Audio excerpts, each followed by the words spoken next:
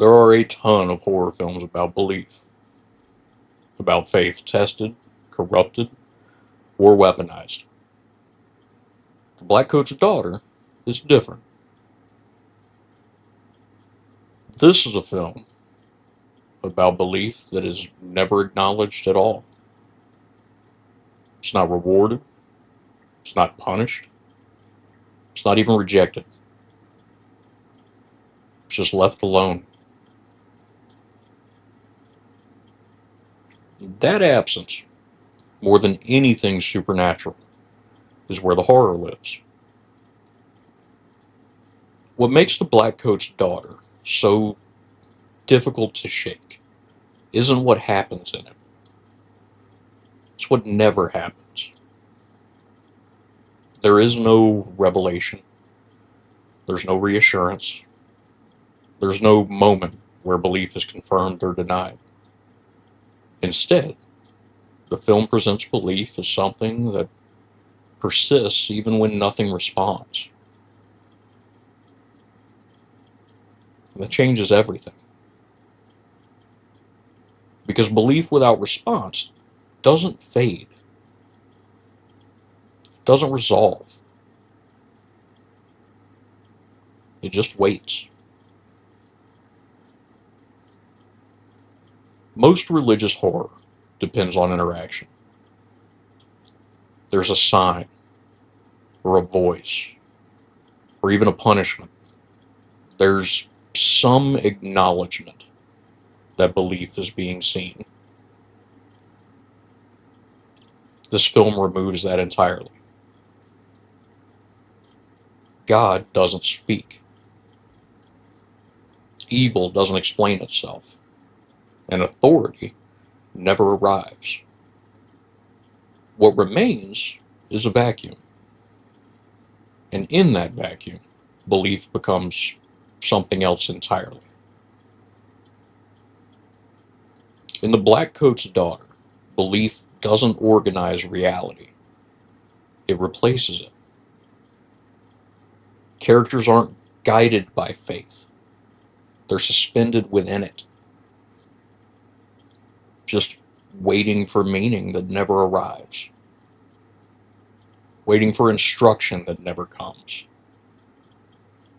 waiting long enough that the waiting itself becomes the structure of their lives.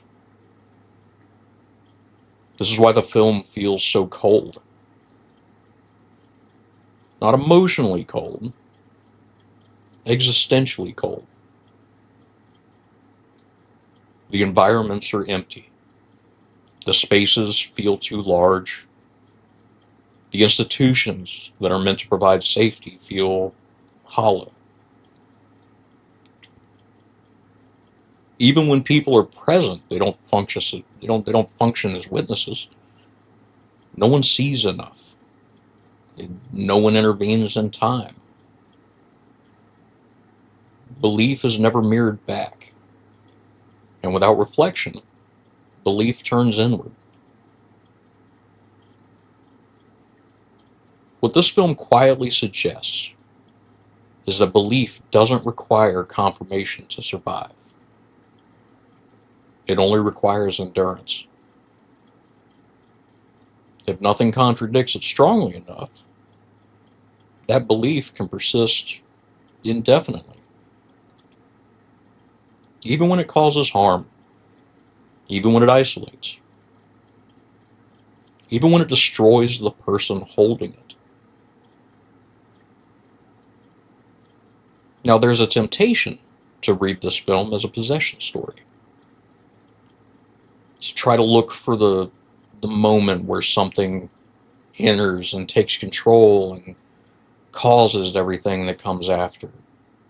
But that reading is almost a comfort, because possession itself implies that there was some sort of intervention.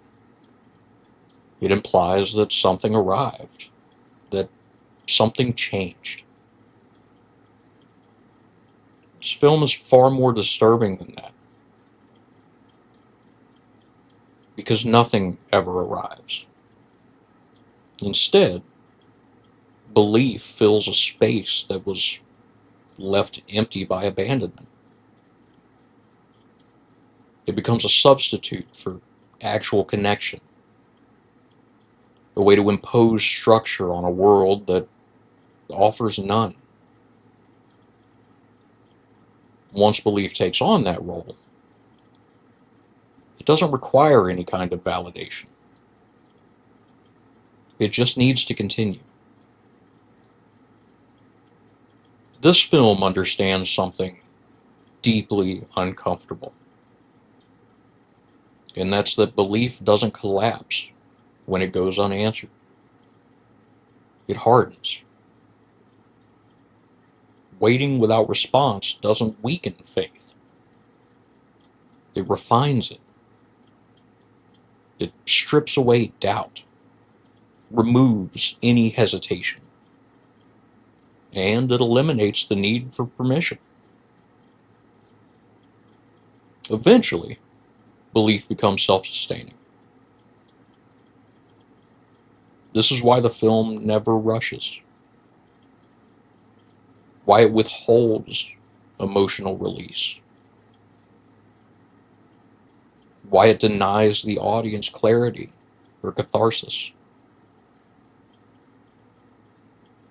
We're not meant to understand what's happening in a conventional sense. What we're meant to do is experience the same waiting that the characters do, the same silence, the same absence of response.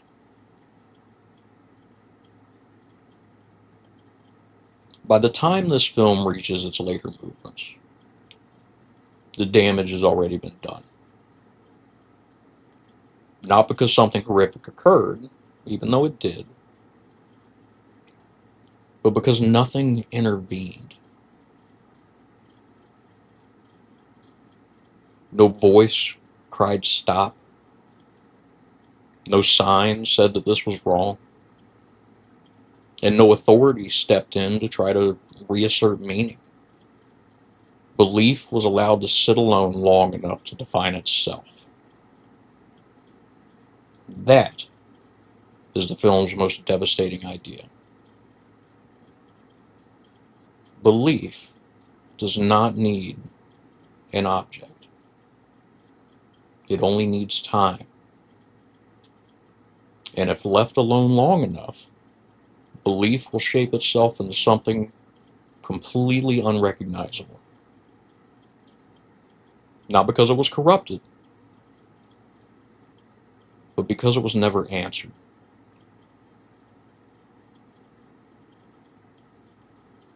This is what separates the Blackcoat's daughter from other religious horror that we've seen. It doesn't warn us about believing in the wrong thing like so many others do. Instead, it warns us about believing in nothing, responding at all. About what happens when devotion is met only with silence. In the end, the film offers no catharsis, no explanation, no final judgment. Just the quiet implication that belief, once it's been abandoned by any external authority, doesn't disappear. It persists, alone.